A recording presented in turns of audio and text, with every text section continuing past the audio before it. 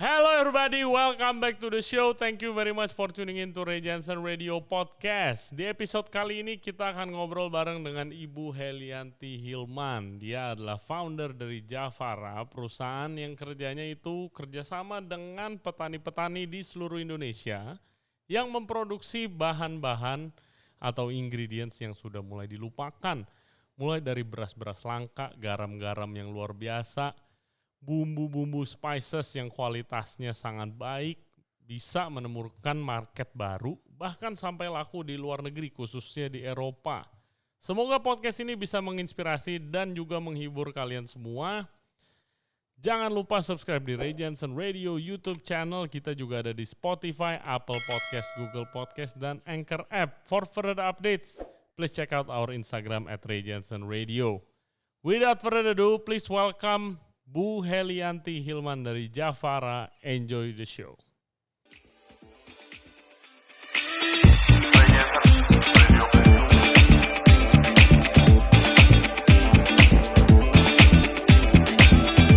Bu Helianti, terima kasih untuk waktunya. Kita udah ada guys di Javara Culture di Kemang, toko yang luar biasa.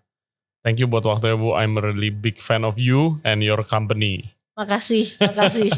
Awal mulanya Javara gimana sih Bu? Saya penasaran dari dulu pertama kali saya lihat tokonya jual artisanal indigenous produk Indonesia. Bukan itu aja tapi yang banyak orang Indonesia aja nggak tahu gitu. Dan awalnya gimana? Iya, jadi dulu mungkin as a background ya. Jadi dulu itu profesi saya itu sebenarnya lawyer dan consultant. Pertemuan saya dengan jaringan-jaringan petani yang so-called indigenous itu adalah karena I was giving pro bono legal advice untuk petani-petani yang dikriminalisasi oleh perusahaan ekspor dan perusahaan benih karena ketidaktahuan mereka terhadap kontrak, kemudian terhadap perjanjian dan lain-lain. Wow, gitu. Pro bono itu berarti free? Free ya, for free gitu. Okay. Jadi waktu itu kebetulan saya punya teman yang memang bergeraknya istilahnya memang konsultan pertanian, terus bilang Mbak ini kayaknya ada beberapa kasus, bisa tolong dibantu dilihat nggak gitu. Nah terus oke, boleh gitu kan. Nah jadi dari situ saya mulai ngeliatin dan ternyata memang agak parah itu dalam arti I felt so kesian sad gitu. Yeah. I felt so sad bahwa dengan keawaman mereka people are taking advantage. Apa contoh kasusnya? Jadi saya ingat waktu itu salah satunya petani gula kelapa gitu ya. Kalau itu saya kenalnya dari ibu saya karena ibu saya itu punya habit, ibu saya tinggalnya di Jogja. Punya habit kalau membeli bahan makanan itu selalu dari petani langsung. Oh. Jadi didatengin ke rumahnya sama ibu saya. Jadi kalau gula ya belinya ke petani gula. Kalau beras datangnya ke petani beras. Dia memang punya kebiasaan seperti itu. Nah suatu saat dia bilang, Dek anterin mama mau ambil gula Jawa gitu kan. Di Kulon Progo. Nah begitu dia sampai sana, saya udah berapa kali lah pergi ke tempat yang sama itu. Suatu hari mama bilang, Dek mama udah habis nih gula Jawa, yuk ke tempatnya Pak Gio. Nah pergilah kita ke sana. Terus biasanya begitu mama datang nih nemuin. Nah ini kok anaknya bilang gini, Bu nun sewu bapak ndak bisa menemuin karena kemarin baru kena stroke. Nah terus udah gitu, oh gitu ya, oh nggak apa-apa cuma mau ngambil gula Jawa aja. Rupanya bapaknya denger, Lele sebentar Le, aku tak metu gitu kan, tak ngomong gitu. Saya keluar, saya mau bicara gitu. Nah terus akhirnya ceritalah itu mengenai kasus bahwa ternyata dia disomasi oleh perusahaan eksporter karena dianggap breach of contract, membocorkan rahasia hubungan transaksi mereka. Jadi ceritanya begini, dia dimasukkan, dia dan lahannya itu dimasukkan dalam skop sertifikasi organik. Punya perusahaan ini. Nah tapi dia nggak pernah dibeli. Kenapa? Rupanya si perusahaan itu dia ngoplos gulanya. Organik sama non organik dioplos. Nah jadi sebenarnya lebih banyak dia belinya dari yang non organik gitu kan. Si bapak ini nggak pernah dibeli. Nah jadi pas waktu saya lihat kontraknya ternyata di situ dia wajib hanya eksklusif menjual ke perusahaan ini, tapi tidak ada satupun kalimat yang mewajibkan perusahaan ini untuk membeli. Oh my God. Jadi very unbalance ya gitu hubungannya ya. gitu. Nah terus udah gitu, saya bilang loh kok bisa disomasi? Rupanya di dalam kontrak itu ada klausul bahwa apapun hubungan di antara mereka itu tidak boleh dibocorkan ke orang lain. Rupanya beliau ini melaporkan ke lembaga sertifikasi organik bahwa dia nggak pernah dibeli, sehingga sertifikat organiknya di frozen. Nah gara-gara di frozen perusahaan eksporter itu kan rugi kan, karena kan kapal sudah berangkat ke Amerika dan segala macam, marah, disomasilah si petani itu 300 juta. Crazy. Gitu, langsung kena stroke. Nah terus habis itu, jadi kan cerita gitu ya sembari berbesmili gitu kan gitu. Saya masih dengerin aja gitu. Tiba-tiba Mas, itu ya tanganku dipegang. Terus dibilang gini, Mbak Heli, saya doakan suatu saat Mbak Heli jadi eksporter. Yang bisa ngurusin petani-petani kayak Mbah ini supaya tidak dikuyo-kuyo. Tidak kuyo-kuyo tuh enggak dikerjain. Ya enggak dikerjain lah gitu, seperti itu. Seminggu setelah itu beliau meninggal. Habis itu saya dikejar-kejar sama ibu saya, kamu sudah janji. Padahal yang ngaminin waktu itu ibu saya. Kan waktu Pak Gio bilang, nanti saya doakan gitu kan, yang amin ibu saya. Terus ibu saya bilang, kamu udah janji loh. Gitu.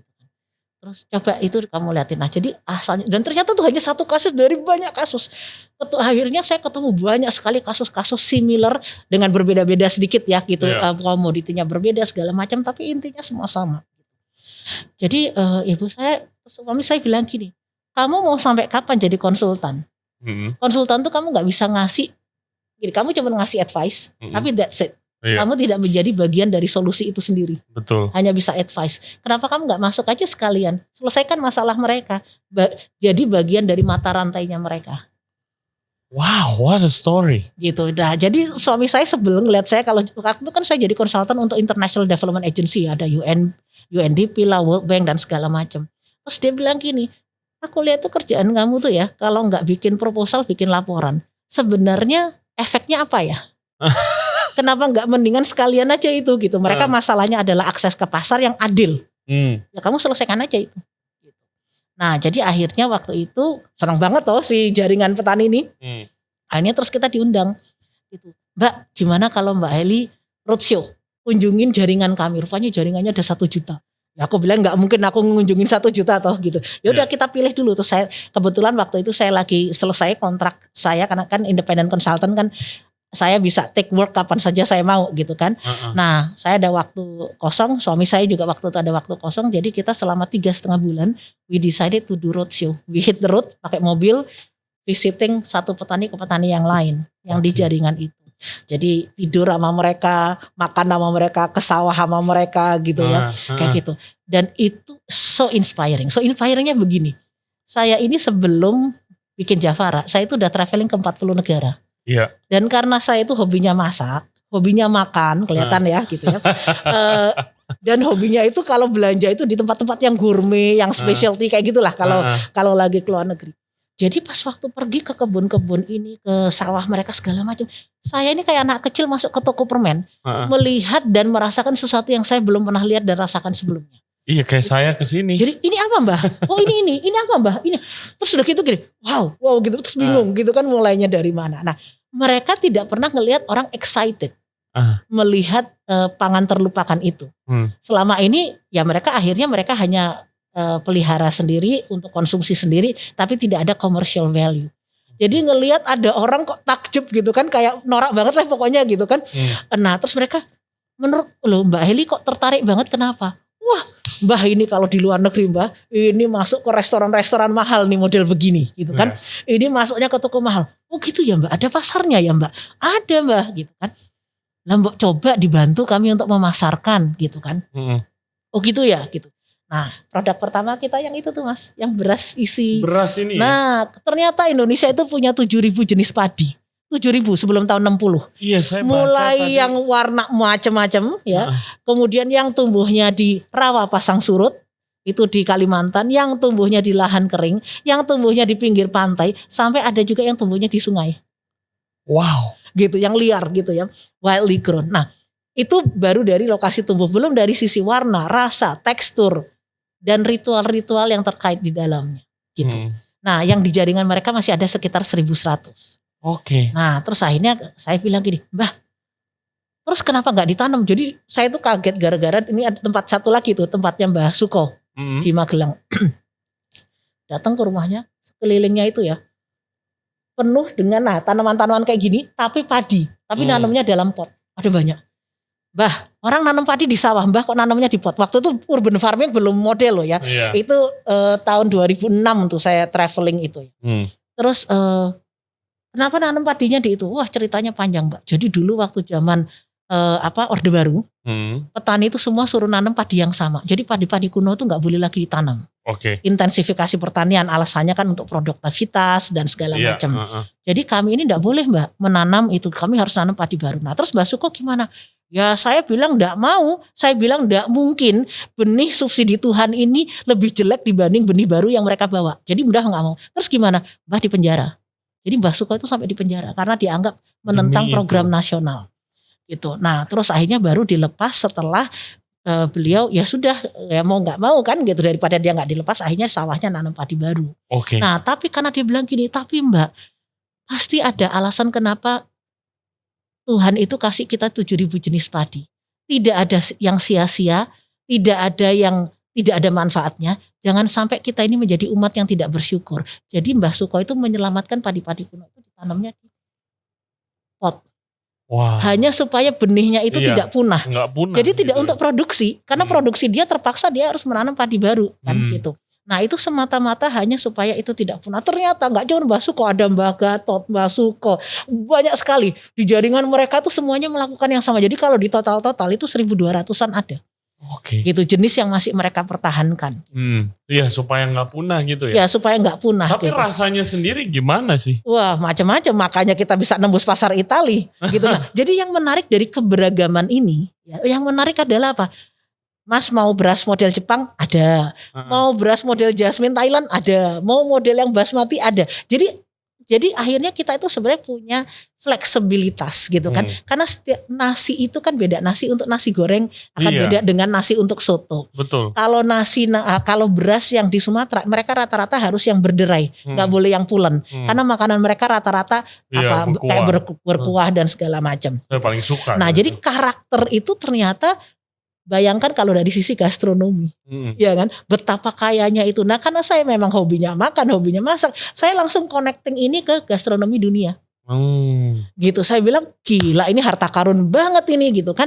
Ini petani-petani ini sitting on a harta karun tanpa mereka sadarin. Tapi mereka prinsipnya cuma satu, spiritualism. Jadi mereka mempertahankan bukan karena ekonomi, mereka mempertahankan benih-benih itu karena mereka tidak mau menjadi umat yang tidak bersyukur. Sudah dikasih begitu banyak kemudian disia-siakan gitu. Jadi asal muasalnya dari situ. Nah terus saya bilang gini, loh Mbah sekarang kan Orde Baru udah lewat, Mbah bisa nanam apa saja di sawah, kenapa gak ditanam ini di sawah? Mbak konsumennya udah gak ada yang kenal. Jadi ada yang namanya andel abang, cempo merah, Jawa melik gitu kan, segala macam gitu kan. Bahkan ada yang namanya janggut netep, wangi menyan gitu. Wangi menyan tuh saking wanginya gitu ya, seperti itu. Nah kalau Mbah tanam itu nanti siapa yang tuku Mbak, siapa yang beli gitu. Wah aku aja Mbah yang beli, wes Mbah tanam aja gitu kan. Mbah tanam apa yang Mbah mau, nanti saya yang beli. Bener Mbak, kata semangat dia gitu kan. Nah akhirnya mulailah mereka menanam jadi satu kelompok, dua kelompok. Jadian kita yang pertama kali memperkenalkan beras itu dengan nama aslinya di supermarket. Jadi ya kalau andel abang ya andel abang, Jawa melik ya Jawa melik. Biasa jadi kan merek kan. Nah biasanya kan cuman beras merah, beras putih, beras. Kalau kami benar-benar kami tulis gitu kan, mana andel abang, mana saudah. Bahkan waktu kita ekspor ke Italia pun, Mas bisa Google itu. Kalau kan karena di sana pakai bahasa Italia ya, gitu. Nanti ada riso rosa Javara, nanti akan ketemu tuh di Google, gitu. Ada riso rosa itu pink rice, karena kita ada pink rice, ada purple rice, ada brown rice, ada red rice, ada black rice, gitu. Ada macam-macam lah, gitu. Nah, jadi yang menarik adalah bahwa ternyata, gitu kan, yang dianggap tidak penting, yang dianggap termarginalkan, gitu, ternyata menemukan pasarnya. Dan menariknya adalah pasar awal yang menerima itu adalah luar negeri. Iya betul. Gitu. Nah itu pertanyaan saya nextnya. Apakah kan sampai ekspor ke Italia dan tadi cerita 30 negara sekarang. Tapi di Indonesia sendiri itu apresiasinya gimana? Nah, let's go back tahun 2009 ya. 2009, 2008 when we started the company, operation starts di 2009. Akhirnya 2009 kita bisa masuk ke supermarket premium. Jadi semua premium di Jakarta kita udah masuk, habis itu bingung. Kok growth-nya juga responnya masih sedikit. Kan? Walaupun supermarketnya udah cukup membantu sih, artinya mereka juga excited gitu kan melihat ini gitu kan, dan mereka willing to try. Nah, tapi bear in mind ternyata saat itu satu, apresiasi masyarakat Indonesia terhadap brand lokal itu zero. Iya, Dianggap yang keren itu yang impor betul. gitu. Nah, jadi brand produsen-produsen lokal walaupun kita udah sertifikasi organik Iya. ya standar Eropa Amerika Jepang, tetap mereka akan milihnya impor. Kedua, Apalagi brand lokal premium. exactly. Iya, Dianggapnya itu kalau lokal ya murah iya, lah gitu ya, ngapain mahal. Kemudian yang kedua adalah market untuk organic healthy waktu itu masih belum berkembang, nggak kayak sekarang. Masih minim sekali gitu. Apalagi produk yang pakai cerita, karena Javara ini kan kita nggak menjual produk. We sell the story behind the product, the philosophy behind the product, kehebatan-kehebatan petani yang ada di balik produk itu. Gitu. Kita ini kan kayak artis manajer, Mas. Ya kan? Kami manajernya, mereka artisnya, tapi yang punya kehebatan itu mereka. Tugas kita ya poles kanan, poles kiri, make a nice packaging, make a nice presentation dan lain-lain. Nah, dan making sure bahwa standar food safety itu bisa masuk. Nah, jadi akhirnya 2011 terpaksa saya harus ekspor. Gak ada pilihan lain karena growth-nya itu very slow gitu ya. Sementara petani yang mau bergabung tambah lama tambah banyak gitu kan. Jadi akhirnya 2011 terpaksa kita larikan coba untuk ekspor. Ternyata we come at the right time.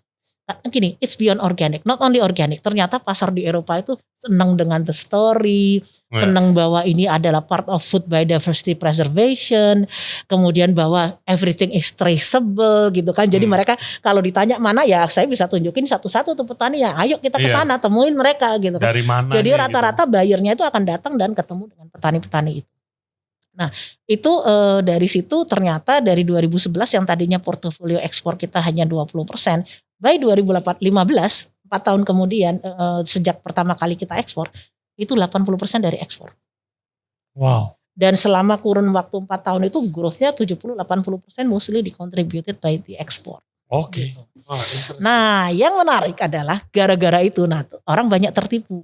Dikira yang punya Javara itu orang bule. Nah kan karena dari awal tuh kan kemasannya tulisannya Inggris semua gitu kan. Karena saya sebenarnya belajar dari perusahaan-perusahaan lain, perusahaan-perusahaan asing yang ada di Indonesia dan mereka creating produk seperti ini. Saya bilang, baiklah kalau begitu kita melakukan yang sama. Jadi begitu pertama kali saya muncul ke publik istilahnya orang kaget loh. Bener ini yang punya Javara. Mereka semua ngirain itu bule gitu kan. Nah jadi paling saya dikira kayak ya marketing manajernya lah gitu kan seperti itu. Terus aku bilang bukan bule tapi bule kalau orang Jawa bilang gitu kan. Nah terus udah gitu begitu tahu yang muncul saya terus nanya gini, suaminya orang bule ya Bu? Nah, masih tetap lagi kekeh gitu kan. Suami saya orang Minang gitu kan. Gitu. Nah jadi cuman karena itu tadi, karena saya memang sebelumnya 40 negara saya udah traveling dan memang foodies banget lah. Every gourmet, every fine dining restoran, every specialty supermarket kita pergi. Jadi kita tahu persis, oh ini bisa ke pasar Italia, produk ini bisa ke pasar Jepang, ini kita udah tahu taste preference gitu kan istilahnya dari situ. Dan paling laku di Italia apa? Italia itu ya ini produk lucu ini. Ini mie ada mie ubi ungu, ada mie cabe, ada mie kunyit gitu ya. Itu yang kita ekspor 2012 plus beras. Itu yang awal-awal. Habis itu rempah-rempah. Nah, yang menarik nih rempah-rempah ya. Bayangin ya. Kita kan memang waktu itu setiap 2 tahun kita pameran B2C di sana Salone del Gusto. Salone del Gusto itu di Turino itu adalah the biggest artisanal food fair di Eropa. Oh itu yang sampai kota Turino tutup lah itu kalau ada itu luar kan biasa gitu. Itu pameran. Nah kita kan selalu buka stand tuh di situ. Yang kaget ya, ini contohnya misalnya gini, kan kita waktu itu importer kita bilang, Heli saya mau long pepper, pokoknya gini. Oh di dapur kita aja orang Jawa, orang Indonesia belum tentu pakai long pepper kan gitu. Betul. Ini mereka minta long pepper, minta ini, pokoknya semua yang aneh-aneh. Begitu pameran di sana kan pamerannya B2C kan. Saya pikir wah saya harus menjelaskan ini apa dan segala macam. Begitu datang ada orang Itali konsumen datang ambil long pepper nggak pakai tanya babi bu bayar pergi. Terus aku bilang bentar. Kamu tahu ini apa? Iya tahu. Kamu makanya untuk apa? Tahu. Sudah gitu. Terus dia kayaknya bingung ngeliat aku bingung kan. Gitu sih bilang gini. Jangan-jangan kamu nggak tahu ya. Jadi ternyata lada paling tua di dunia itu long pepper. Jadi pada waktu ancient Greece. Ancient Rome, lada yang dipakai itu long pepper. Nah bahkan itu di Mesopotamia itu ada fosil long pepper. Dan long pepper itu memang Java pepper. Iya. Jadi dari dulu tuh mereka udah tahu. Terus aku nanya, kamu makainya untuk apa? Rupanya terus mereka tunjukin, nih strawberry. saya kasih balsamic vinegar, terus saya parutin nih dengan long pepper. mantep tuh. Enak banget gitu kan. Gitu. Jadi kitanya yang bengong-bengong kan gitu. Jadi akhirnya kita mengirim specialty spices ya ke Perancis, ke Italia, ke Kanada, dan itu semuanya goes to specialty restoran atau fine dining restoran atau Michelin star restoran gitu ya. Mereka justru nyarinya yang itu highest quality, belinya mungkin nggak banyak, pakai pesawat gitu kan. Tapi mereka bilang gini, Heli begitu panen langsung kamu proses langsung kirim ke kita. Pokoknya kita mau yang the highest quality, dan mereka nggak nawar gitu. Nah, jadi dari situ kita realizing kita tuh berarti missing out ya, gitu, missing out the fact bahwa Indonesia tuh begitu kayanya dengan 17.000 pulau, 42 ekosistem. Dan memiliki keanekaragaman hayati pangan yang luar biasa. Nah, makanya akhirnya dari situ kita mencanangkan bahwa misi Jafara itu adalah menghidupkan lagi pangan terlupakan Nusantara. Semakin dilupakan semakin kita munculkan lagi, gitu kan istilahnya. Nah, dan itu yang kemudian kita carikan celah pasarnya. Dan udah berapa banyak nih forgotten ingredients yang di revive dari Jafara kalau sampai sekarang? Kalau sekarang by SKU kan kita sekitar 900 lebih ya. Kalau mungkin by produk, karena kadang-kadang ada satu produk kita dua ukuran atau 3 ukuran kan. Kalau SKU itu satuan unitnya itu kan produk yang sama tapi dengan kemasan berbeda, itu dihitungnya SKU berbeda. Kalau secara SKU kita 900. Mungkin kalau secara produk sekitar 350-400an. Oke. Nah, dan memang yang menarik adalah beda produk goes to a different market dan different profile. Ada yang ke high end, ada yang mainstream, masuk supermarket gitu. Tapi yang menarik adalah kembali lagi apresiasi. Apresiasi itu baru tumbuh itu 3 tahun terakhir. Jadi 3 tahun terakhir itu going local, locavore, appreciating local brand, local ingredients itu baru naik nih 3 tahun terakhir kan gitu. Nah, momentumnya sekarang it's the time gitu. Nah, begitu tadi waktunya kan kita kan tawaf dulu nih, paksa ekspor toh gitu. Nah, karena kita dianggap aneh. Anehnya kenapa? Satu, biasanya eksporter itu perusahaan besar. Industrial. Kita udah kecil dikit-dikit kok ya berani-beraninya masuk ke pasar yang aneh-aneh dan pasar yang premium gitu kan. Nah, jadi itu istilahnya dianggap anomali. Sehingga apa? Dan produk kita kan dari pelosok Indonesia. Dari bukan hanya forgotten ingredients tapi juga tempat-tempat yang pelosok. Jadi akhirnya kita banyak sekali mendapatkan liputan media. Jadi media liputan termasuk dari luar negeri kayak Channel News Asia, Arirang TV, Deutsche Welle Jerman gitu kan. Kemudian Guardian UK, Huffington Post Amerika. Jadi we get a profiling termasuk yang di Indonesia juga. Nah, baru setelah itu market Indonesia naik karena mereka produknya Jafara bagus, kualitas ekspor. Dari dulu kualitas kami bagus. Dari 2009 kami sudah kualitasnya bagus gitu. Tapi recognition baru muncul setelah media juga banyak mengangkat. Nah, ini guys, di depan gua ada produk yang luar biasa nih dari gua lihat waktu itu nih. Ini pyramid salt. Jadi bentuknya kayak piramid. Betul. Kayak candi bentuknya. Iya. Ini dari mana? Itu dari Bali gitu kan, dan di seluruh dunia itu yang memproduksi pyramid salt itu hanya 2, Siprus sama Bali. Jadi itu ada kombinasi dari karakter air lautnya, panas mataharinya, kombinasi itulah yang kemudian jadi nggak semua air laut bisa jadi piramid. Iya kan? Kalau pakai teknik yang sama, tapi itu memang harus ada teknik khusus, tetapi ini tidak dicetak loh ya. Jadi ini naturally occurred, jadi istilahnya subsidi Tuhan lah gitu kan. Istilahnya gitu. Nah, jadi dan yang menarik proses yang sama, kalau mataharinya berbeda, bentuknya bisa berbeda. Nah, itu kan ada sempat lihat ada yang bentuknya square ya, kotak, benar-benar kotak. Iya, ini saya baru lihat. Itu facility yang sama dengan yang piramid. Nah, cuman yang kotak keluarnya kalau pergantian antara musim hujan ke musim kemarau, panas hujan, nah itu jadinya kotak. Tapi kalau panas terus gitu kan. Jadi kalau di luar, kalau di Bali itu kan panas normal 34 ya. Itu di dalam rumah kaca itu 72 derajat. Kalau di luar itu hujan deras, di dalam masih 32 derajat. Jadi mereka bisa produksi sepanjang tahun. Tetapi hasilnya berbeda. Kalau pas lagi musim hujan, dia akan keluarnya itu lebih ke coarse, ke finer grain. Tapi begitu panas terang akan keluarnya piramid. Oke. Dan kalau dari lihat produk ini, kayak garam aja ini ada beberapa jenis. Ini ada garam asap, garam kelapa asap. Tadi saya bilang ini enak banget ini. Ini dari tempat yang sama, tetapi ini sebenarnya ada fleur de sel-nya Bali. gitu ya, garam fleur de sel Luar yang biasa. kemudian mereka bungkus pakai daun kelapa dan slowly smoke selama 3 hari. Nah ini termasuk top selling untuk ke Perancis nih, gitu. Kita sekali kirim 2.000, 3.000 gitu. Kalau dipesenin lebih banyak lagi si petaninya, Bu, lama bikinnya Bu, gitu kan. Ini mesti bungkusin satu-satu. Ini enak banget sih, Bu. Gitu.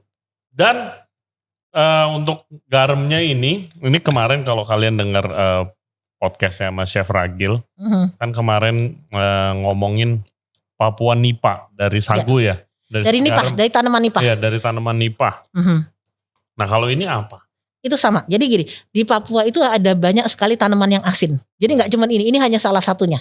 Ada yang bentuknya kayak daun rotan, ya. Kemudian ada yang bentuknya pelepah gitu kan. Nah ini adalah dari pelepah nipah. Nah tapi teknik mereka biasanya mereka bakar. Jadinya garamnya itu warnanya hitam. Iya. Nah sementara kita kalau mau masuk ke pasar internasional kan harus ada standar food safety. Nah salah satu isu food safety, anything yang dibakar itu adalah karsinogenik. Ya. Nah jadi walaupun ya sebenarnya yang mereka bakar itu tidak mengandung protein. Karsinogenik itu hanya terjadi apabila ada protein dan karbohidrat terbakar. Tanaman ini sebenarnya tidak mengandung protein, sehingga kalau dibakar sebenarnya nggak apa-apa. Tapi image masyarakat internasional, anything yang gosong, anything yang bakar itu karsinogenik. Nah sehingga akhirnya tim food tech kita itu mendevelop teknik di mana keluarnya itu tidak hitam tapi putih walaupun tanpa listrik sama sekali. Nah sekarang ini sedang diproduksi oleh mitra kami di Sukumoy di Sorong. Gitu. Nah yang menarik 2018 kita dapat penghargaan dari Sial Innovation Paris. Ya iya dong, siapa saingan kita garam dari tanaman, gak ada kan, gitu. Nah jadi waktu itu dapat recognition gitu bahwa ini dianggap sebagai inovatif produk. Sebenarnya bukan inovatif produk, ini kan ilmunya orang suku di Papua. Iya, ya kan? Ilmunya mah dari zaman dulu. Exactly. Nah tapi inovasi yang kita lakukan adalah bagaimana mengolah itu sehingga dengan cara alami juga sehingga bisa menghasilkan warna garam yang putih. Ketemunya dari mana sih ini mitra-mitranya Jafar? Traveling. Jadi kan gini. Sebenarnya seperti yang saya bilang tadi, kan orang suka nanya, Bu Heli cara scoutingnya gimana? Iya, betul. Sebenarnya kebalik, mereka yang scouting saya. Jadi saya itu dikontak sama mereka, Bu, saya dengar dari Pak ini katanya Bu Heli bisa bantu. Bisa ini kami dibantu, kami punya produk ini nanti, atau Bu Heli ini bisa datang ke sini gitu kan. Nah jadi kebanyakan jadi spread. Dari mulut ke mulut. Tapi sebenarnya kan dari awal kan saya yang menginvite mereka. Bukan saya yang datang, tapi kan itu. Nah, kalau yang garam Bali itu aneh. Aneh karena gini, saya itu nyasar. Saya lagi nyasar mau pergi ke suatu tempat terus nanya sama orang. Orang ini ternyata petani garam dan waktu saya datengin mukanya itu lagi muka sedih.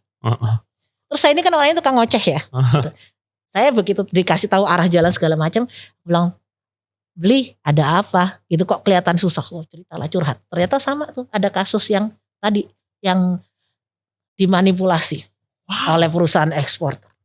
Saya dijanjikan begini segala macam tapi gini terus dibohongin lah segala macam. Nah jadi waktu itu kan saya juga nggak punya uang loh. Maksudnya untuk berinvestasi karena ternyata yang dia perlukan tuh perlu investasi. Saya nelpon ibu saya, Mah mau invest gak? Ini aku gak sengaja tadi ketemu petani garam gitu kan. Garamnya lucu mah, garamnya bentuknya piramid gitu kan. Tapi itu memang modalnya harus besar kalau dia bikin sendiri gitu kan. Nah terus akhirnya bapak ibu saya terbang. Bapak ibu saya terbang, saya kenalkan, terus mereka nunjukin lokasi di mana segala macam. Udah aja bikin. Gitu. Nah, jadi sebenarnya itu banyak coincidence gitu. Jadi not by design kan kalau orang bisnis itu ya, itu bedanya. Jafara itu lahirnya tuh karena jurus kepepet dan karena flowing aja gitu. Baru sekarang kita mulai 2019 kita tata as a business. Kalau sebelumnya tuh benar-benar organically ini juga gitu, grow juga gitu. Nah, organically grown juga dan biasanya kebanyakan karena menyelesaikan masalah. Nah, contoh misalnya gini. Mie ini kan kita ada koleksi 14 warna ya, 14 sayuran. 14? Itu gara-gara bukan karena kita terlalu rajin. Jangan salah, produk di sini ada 900 bukan karena rajin, tapi karena kebanyakan masalah. Contoh, ini 2010 Merapi meletus. Masih ingat Merapi yang meletus besar? Betul. Petani di lereng Merapi, petani sayuran di lereng Merapi, itu dia terdampak karena kan kena abu panas segala macam. Tiba-tiba saya entah dia dapat nomor telepon dari mana, jam 1 pagi saya ditelepon. Bu bisa bantu gak Bu menjualkan sayuran kami, karena kalau gak dipanen sekarang, sekaligus itu keburu hangus kena abu vulkanik. Tapi kan sayuran gampang busuk Bu gitu. Terus saya sok-sokan karena saya merasa kenalan saya banyak gitu ya. Bisalah saya jual kanan kiri depan belakang gitu. Teman saya yang chef juga banyak. Terus saya nanya, boleh Pak apa saja dan jumlahnya berapa? Habis itu saya yang pingsan. Wortel 2 ton, brokoli 500 kilo, bayamnya sekian. Terus langsung cenut gitu. Karena saya udah ngebayang ini gak diapa-apain sekian hari udah langsung busuk. Nah jadi akhirnya terus saya kepikiran tuh subuh.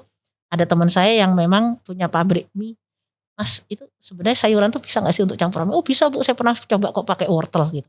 Akhirnya terus kita bereksperimen untuk membuat mie sayuran ini. Nah jadi lahiran, ternyata ini jadi salah satu top selling kita. Kita ekspor ini ke Italia sejak 2012. Dan sampai sekarang. Itu kita suka di-tag tuh sama konsumen-konsumen Italia tuh. Javara, noodle, tralala segala macam tuh mereka suka nge-tag tuh kalau mereka lagi masak. Terus kita ekspor ke Afrika Selatan, ke supermarket nomor 1 di Afrika Selatan. Itu kontaineran, mungkin sekarang udah berapa 10 kontainer kali. Termasuk yang 40 feet. Oh my God. Nah jadi apa istilahnya, jurus kepepet tapi ternyata menemukan pasarnya gitu kan istilahnya gitu. Itu jadi cuman kalau sekarang udah nggak bisa lagi. Kalau sekarang kan karena semakin lama kan modal semakin besar ya. Semakin banyak produknya semakin pusing kan kepala kan ngatur cash flow karena udah pasti kita harus nalangin dulu. Jadi bahkan sertifikasi kita yang bayarin dulu, mesin-mesin kita beliin dulu, kadang-kadang mereka renovasi pabrik kita yang bayarin dulu, nanti baru mereka nyicil gitu kan. Iya, kalau misalnya ini kan banyak barang kering nih.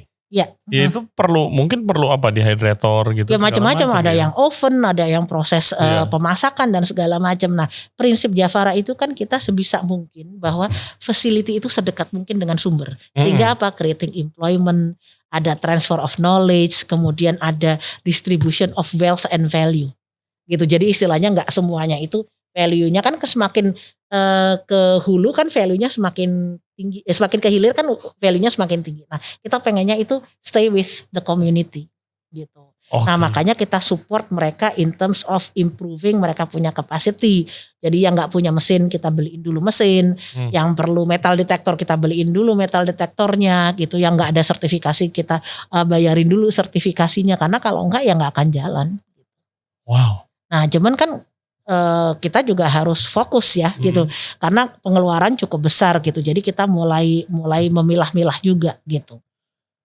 Sampai kan kalau misalnya ini market grow tapi produknya itu artisanal kan ada limitnya. Makanya kita itu dari gimana? 900 produk itu sebenarnya yang push produk kita itu paling cuma 50 SKU.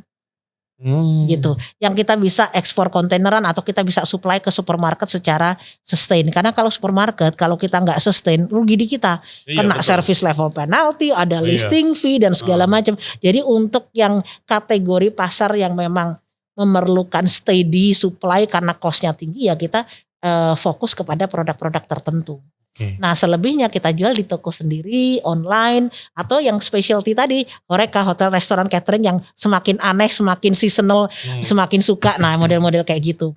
Jadi makanya kita ada customer itu multiple channelnya, ada yang industri. Jadi contohnya salah satu specialty coklat company di Ekuador, itu mereka juga ambil ingredient dari kita. Nah itu untuk ingredient yang kita memang kapasitasnya besar.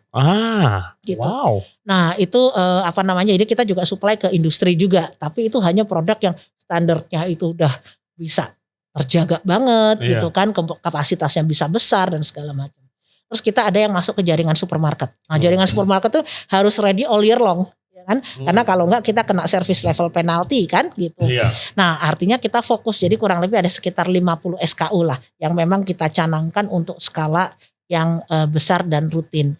Nah baru kemudian ada hotel, restoran, catering gitu. Nah kalau mereka kan sebenarnya lebih justru mereka kadang-kadang kan mencari yang specialty, yang unik gitu kan, yang membuat masakan mereka bisa ya something lah gitu ya, seperti itu gitu. Nah kemudian plus yang di toko sendiri ini untuk end konsumen yang foodies yang pengen nyoba, kan sekarang trennya anak-anak muda pada suka masak, pada suka nyobain, apalagi yang hobi traveling. Biasanya semakin mereka hobi traveling, semakin mereka pengen nyoba-nyoba nih gitu, yang ini itu. Nah itu kita sediakannya di Javara Culture.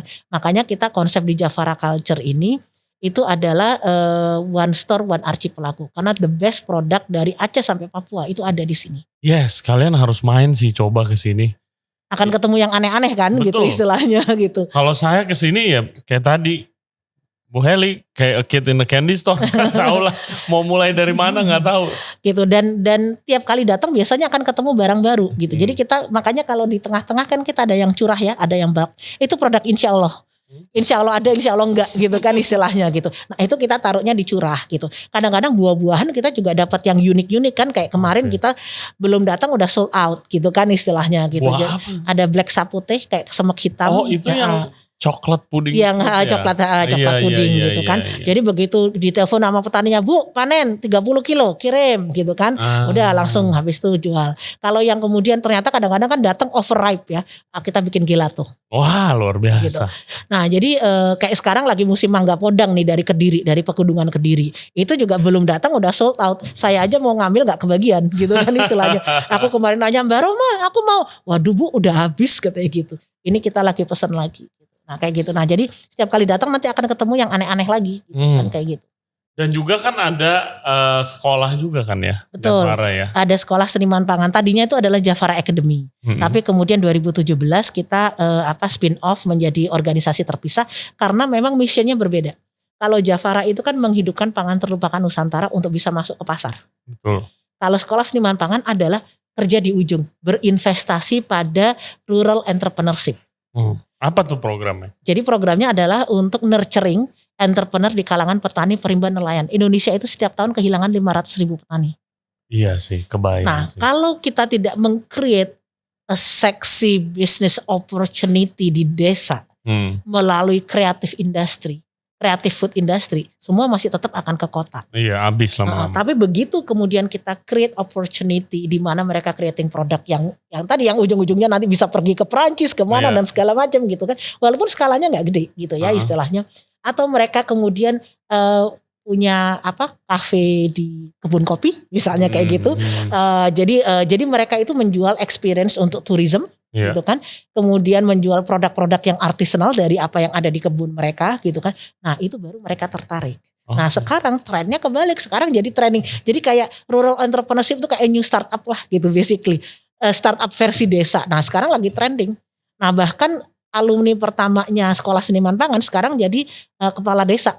Dan dia menjadi kepala desa milenial yang banyak membuat perubahan termasuk paket wisata, kemudian digital dia bikin pasar digital gitu kan, yang langsung mengkonekkan petaninya dengan konsumen di sekitar mereka gitu kayak gitu. Nice. Nah jadi misinya kalau di sekolah seniman pangan adalah menciptakan rural entrepreneurship di kalangan petani, perimba, nelayan, generasi muda supaya mereka nggak semuanya lari ke kota, mereka justru creating opportunity ekonomi melalui kreatif ekonomi. Jadi mereka berbeda, generasi muda ini ya kan nggak bisa mengharapkan kayak orang tuanya yang kerja di sawah aja, that's it, kemudian jualannya jualan komoditi, they don't have pride in it. Gitu. Nah jadi di sekolah seniman pangan itu sampai salah satu modulnya tahu nggak apa? Personal branding. Ya of course. Gitu. Jadi kita ajari mereka, nah termasuk bagaimana mereka membangun narasi digital. Jadi kita ada kelas untuk digital naratif. Jadi bagaimana membuat narasi, kemudian bagaimana menggunakan handphone mereka untuk mengambil vlog, video story, membuat foto dan segala macam, itu yang ngajar dari fotografer profesional. Termasuk ada volunteer trainer kita dari Swedia. Gitu. Nah kelasnya kelas bisa online bisa fisikal kan sejak pandemi kita kelasnya dari fisikal ya gitu, dan itu pesertanya dari Aceh sampai Papua gitu. Nah dari mana sih, kalau saya tadi dengerin Bu Helianti cerita itu socialpreneur bilangnya gitu kan, tapi awalnya dari mana kayak bisa, karena berat loh. Entrepreneur biasa aja susah. Iya betul. Gini, jadi sebenarnya saya nggak pernah menjuduli diri kita sendiri sebagai social entrepreneur. Saya cuma fokus ada masalah kita selesaikan tapi melalui bisnis, gitu kan istilahnya, melalui pasar. Karena kita berharap bahwa kalau konsumen terus mengkonsumsi produk ini, gitu kan, otomatis ada insentif untuk petani continue producing. Gitu, when there is a sustainable consumption, there will be sustainable production. Jadi premisnya itu sangat simpel sebenarnya gitu. Nah artinya inisiatif untuk menjaga pangan terlupakan Nusantara supaya tetap hidup, memastikan bahwa kita tidak kehilangan lebih banyak lagi petani, nelayan dan lain-lain, itu solusinya harus solusi pasar. Gitu. Kenapa? Karena pasar itu sustainable. gitu. Makanya itu yang kenapa intervention yang kita lakukan itu integrated dari hulu sampai ke hilir. Ada gaps di mana? Nah, gaps itu yang kita isi. Oh, gapsnya certification, kita bantu certificationnya. Gapsnya permodalan, kita bantu permodalan. Gapsnya adalah to adjust dari mereka yang mereka punya dengan yang pasar mau. Karena kalau kita tahu pasar Prancis modelnya seperti ini, pasar Italia modelnya seperti ini. Jadi kayak resepi kita bisa beda loh. Resepi untuk ke Italia, resepi untuk ke Inggris, resepi bisa beda. Nah, fine tuning itu kan harus kami bantu karena kita tahu pasar. Mereka kan enggak, mereka nanti kalau bikinnya ternyata terlalu manis karena mereka sukanya manis atau terlalu pedes karena mereka sukanya pedes gitu. Apa Bu Helianti masih sempat ngiter-ngiter scouting nih sekarang? Masih, kecuali waktu pandemi memang saya off saya belum pernah off sama sekali. Jadi sejak pandemi itu saya cuma sekali itu hanya ke Borobudur, itu pun jalan darat. Karena saya lagi diminta oleh Kementerian Pendidikan dan Kebudayaan, Direktorat Kebudayaan untuk membantu kuratorial pangan di Pekan Kebudayaan Nasional. Nah, salah satunya program kita itu di Borobudur. Jadi mengambil pangan terlupakan inspirasinya dari Relief Borobudur. Nah, ternyata itu menarik sekali hanya dalam setengah hari. Mulai dari ngelihat ke Relief, di Relief Borobudur itu ada 150 tanaman pangkaran.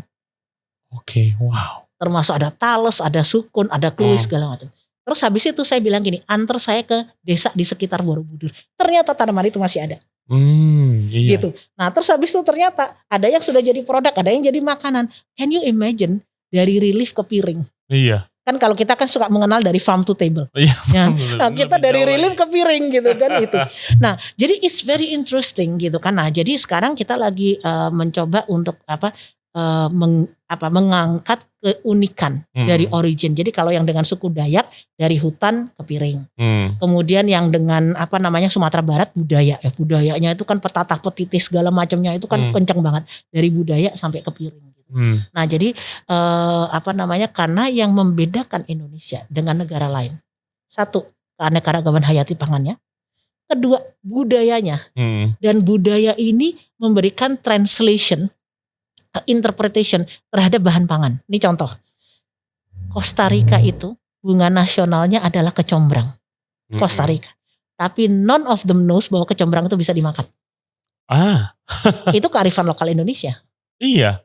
That's where the culture comes in. That's where the indigenous knowledge comes in. Contoh lain, Brazil. Brazil itu kan orang bayangin pantai, pohon kelapa, orang minum kelapa, ya kan? Mereka cuma ambil buah, tapi tidak ada satupun orang Brazil yang bisa naik pohon kelapa, ambil niranya untuk dijadikan gula. Nggak ada. Iya, enggak. Hanya orang Indonesia sama orang certain orang Asia, bukan budaya mereka. So kombinasi Indonesia itu, keanekaragaman hayati pangannya luar biasa dengan 17.000 pulau, 42 ekosistem, ditambah budayanya minimal berapa? 700 suku ya. Dan masing-masing suku itu memberikan interpretasi terhadap bahan pangan tadi. Iya. Gitu. Kombinasi ini dahsyat. Wow.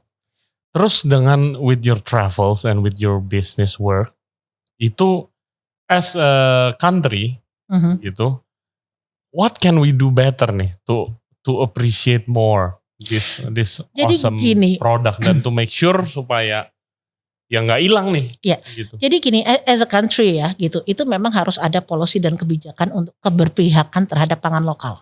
Gitu. Artinya harus cukup bijak untuk menentukan apa-apa barang yang diimpor yang kemudian justru mematikan potensi lokal. Gitu. Itu salah satu contoh. Bagaimana mengangkat potensi lokal sebagai branding of the nation. Lihat Peru dengan kentangnya yang berwarna-warni, ya kan? Itu kan mereka menggunakan biodiversity mereka sebagai their national branding. Coba lihat India, orang bayangin India langsung bayangin spices. Padahal banyak spices mereka juga ngambilnya dari Indonesia. Iya, kita juga punya ya kan? sebenarnya. Tapi mereka punya branding itu. Sekarang kalau bicara siapa eksporter terbesar produk yang berbasis coconut? Thailand, Sri Lanka, Filipina. Kelapanya ngambil dari mana? Dari Indonesia karena mereka kekurangan kelapa. 30% kelapa dunia itu populasinya ada di Indonesia. Keluar dari kita gelondongan. Gitu. Dulu kan zaman dulu semua orang pakainya minyak kelapa, tapi minyak kelapa kan kemudian terpinggirkan, ya kan? Nah, sekarang minyak kelapa sawit kena ban di banyak negara, betul, ya kan? Karena environmental. Yang diuntungkan siapa? Filipina, Thailand, Sri Lanka karena dari dulu mereka push adalah kelapa. Iya. Kan juga ada kan, Jafar kan? Ada, kita juga jualannya gila-gilaan gitu istilahnya, bahwa ternyata apa? Udah orang Indonesia tahu dong suka gorengan ya gitu kan. Pasti. Udah dapat gorengannya ya kan. ini lebih sehat. Kenapa? Karena dia mengandung asam laurat setara dengan ASI ibu. Jadi dia antivirus, anti jamur, anti bakteri ya. Kemudian menurunkan kolesterol. Itu ada tuh researchnya dari Cambridge University dan BBC. Mereka melakukan uji langsung 3 grup. 1 grup selama 1 bulan mengkonsumsi butter, 1 grup olive oil, 1 grup minyak kelapa. Yang butter dia kolesterolnya naik dikit. Yang olive oil flat. Yang minyak kelapa turun. Nah, plus yang kita lakukan prosesnya ini bisa dipakai berulang-ulang sampai 6 kali. Jadi walaupun dia lebih mahal, tapi itu tadi ujung-ujungnya sama aja karena bisa dipakai untuk 6 kali dan kitanya juga sehat. Iya. Ada gak sih kalau misalnya sebagai chef nih atau restoran itu mau beli minyak kelapanya tapi buat production gitu, ada gak? Bisa, kita jual curah kan kita tadi bilang kita juga ke hotel, restoran, catering jualannya jerigenan. Ya berbeda dengan kalau yang untuk retail ya, kalau untuk konsumen. Kalau untuk Horeca ya kita bulk, jadi kayak coconut sugarnya 5 kilo. Terus tepung-tepung gluten free, karena kita juga ekspor ke Italia juga tepung gluten free kan, tepung ubi ungu, tepung pisang, tepung singkong gitu kan. Mereka ada yang mintanya dikemas 500 graman untuk retail karena mereka masuk ke 220 specialty store di Italia, tapi juga mereka minta yang curah. Kenapa? Karena masuknya ke bakery. Iya betul. Gitu. Wow, what an amazing person you are, Bu. Thank you banget buat waktunya. Sama-sama. Ya kalau untuk traveling biasanya sebelum pandemi saya 2 minggu di lapangan. Gitu. Masih ya? Masih. Gitu. Biasa kan kalau company udah gede kayak ada tim nih yang scouting. Gini, kita tuh punya batch. Jadi gini, untuk dapat sensing yang pertama kali, ya kan? Ini bisa, ini nggak bisa, ini segala macam itu saya dulu yang datang. Nah, setelah itu kemudian akan masuk tim untuk product development. Karena kita nggak mungkin jualan komoditi saja, harus something yang harus di itu. Nanti tim product development ini bisa untuk ini segala macam. Product development udah oke, terus kita tes. Ya kita undang lah model-model chef-chef begini kan gitu. Cobain dong, what do you think segala macam. Nanti kan dapat feedback. Atau di sini kan customer kita expat juga banyak. Macam-macam lah gini. Mulai dari demografik umur yang muda-muda banget gitu ya, yang 18 tahun yang hobi masak segala macam, sampai yang tua banget, sampai dengan dari Jepang, dari Italia, dari Australia segala macam. Nah, biasanya kita minta mereka untuk nyobain, and then they give us the feedback gitu kan. Nah, setelah itu baru kemudian tim sertifikasi masuk, tim standards. Gitu. Habis itu baru tim procurement dan produksi. Jadi we come in batch, ada timnya sendiri-sendiri gitu. Tapi untuk sensing di awal harus dari mata. Ya aku bilang gini, coba pergi ke Belitung. Belitung itu gula arennya keren banget gitu kan segala macam. And then mereka follow through dari situ. Gitu. Nah, terakhir nih Bu, what's next for you and for Javara? Gini, ada 2 hal. Yang pertama, kita ini, saya selalu ingat dengan pesannya almarhum Mbah Suko. Kita ini jangan sampai menjadi bangsa yang tidak bersyukur. Ya kan? Yang diberikan Tuhan untuk kita itu kan sebenarnya part dari brand of the nation. Ini aset untuk pandu masa depan Indonesia. Dari sisi apa? Bukan hanya dari sisi kedaulatan pangan, tapi juga dari sisi potensi ekonomi. Kita memiliki aset yang tidak dimiliki oleh negara-negara lain dan itu harusnya digunakan. Nah, jadi kalau untuk Javara, harapan kita bahwa kita bisa mereplicate Javara culture dengan full experience of shop, eat and learn. Karena kita ada food workshops ya. Jadi kita ada food workshop tentang spice, kemudian tentang heritage rice, tentang macam-macam lah gitu ya. Nah, terus ada cooking classes juga, tapi kita fokusnya adalah memperkenalkan ingredients tadi. Dan kita melakukan ini bukan hanya di Indonesia, kita juga melakukan di Italia, di mana gitu ya. Nah, bahkan ini 2019, jadi ini sebelum pandemi, tempat ini itu yang datang dari seluruh dunia, termasuk Parlemen Inggris, Parlemen Amerika, perwakilan Victoria Government, study tour dari university di Amerika, di Australia, di Jerman segala macam. Yang magang di sini pun juga dari seluruh dunia. Nah, 2019 kita dapat Food Tracking Award dari World Food Travel Association tempat ini sebagai the best use of space untuk the best use of creative space untuk food lovers attraction. Crazy. It is. gitu ya itu tadi gitu karena orang langsung kalap gitu kan. Nah kadang-kadang saya kasihan kalau buyer importer kita dari luar negeri meeting di sini matanya tuh udah jelalatan gitu kan, meeting belum selesai mereka kalap duluan gitu kan, mau belanja ini belanja itu gitu kayak gitu. Nah harapannya ini bisa direplicate untuk ke luar negeri. Jadi kalau mungkin ingat kalau mungkin tahu ada dari Italia itu ada experience based outlet namanya Italy. Italy yes, gitu kan. Italy. Itu kan mereka representing the best of Italy. Betul. Dan mereka ada di Tokyo, ada di Dubai, ada di mana-mana. Nah kita berharap suatu saat bisa menjadi Italy-nya Indonesia. Gitu. Oke. Jadi bringing the Indonesian experience untuk keluar. Itu kalau dari sisi ke konsumen. Nah kalau untuk ekspor ya, gitu. Kalau pasar internasional, untuk pasar domestik kita sederhana aja kok. Kita ingin bahwa healthy food itu bisa affordable for everybody. Makanya jajaran board yang sekarang itu udah saya ganti semua. Bahkan saya step down as a CEO. Karena Jafara udah masuk ke next scale. Kan scale pertama itu kan kayak DNA-nya ya, putting the foundation dan segala macam. Saya ini lebih seniman. Iya. Gitu. I'm not a good business operator. Masa sih? Ya. Nah, jadi saya itu lebih kalau untuk artinya getting the ideas, innovation dan segala macam, kemudian plus negotiating market, I'm good at it. Tapi in terms of business operation kan ada supply chain management, ada financial segala macam. It's beyond my comprehension. Nah, sehingga 2019 saya ganti semua boardnya, termasuk saya mencopot diri saya sendiri. And then put the CEO-nya itu completely itu. Tapi, nah ini yang menarik. Karena kita kan mau scaling up ya, mau scaling up, kemudian mau go international segala macam. Jadi kita menempatkan masa transisi ini, boardnya itu semua pensiunan dari semua perusahaan multinasional. Udah senior banget gitu kan, yang mereka juga mau give back. Jadi mereka sebenarnya udah pensiun, mereka mau give back gitu kan. Nah, yang tugas mereka yang utama adalah menata sistem.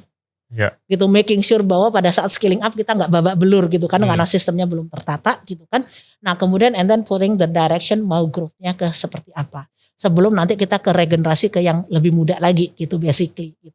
Nah so this is the interesting part, dan ternyata it makes a lot of difference. Banyak hal terobosan yang mereka lakukan yang saya nggak kepikir sama sekali gitu kan. Jadi mereka milah-milahnya tuh jadi benar-benar dihitung tuh, yang ini turnovernya berapa, mana yang mainstream market, mana yang itu benar-benar everything is by numbers gitu kan. Saya kan dulu nggak pernah begitu, by intuition gitu kan. Kalau Helianti Hilman tuh by intuition gitu kan. Nah so they make a lot of terobosan yang saya bilang wah we are on the right track gitu kan to scale gitu. Nah kenapa? Karena harapan saya adalah makanan sehat itu adalah hak semua orang. Gitu.